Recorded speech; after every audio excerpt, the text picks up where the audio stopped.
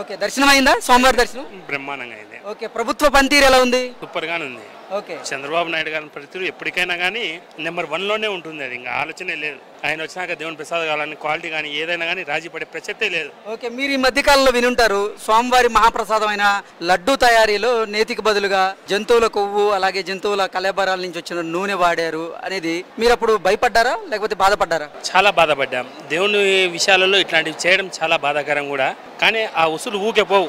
దేవుని ఉసులు ఖచ్చితంగా తగులుతాయి గ్యారంటీగా. దాని గురించి అది ఎటువంటి అధికారి చేసినా ఎటువంటి రాజకీయ నాయకుడు చేసినా. ఓకే, ఇప్పుడు రుచి ఎలా ఉంది? గతంలో రుచి ఎలా ఉండేది? గతంలో కంటే ఇప్పుడు చాలా బాగుంది.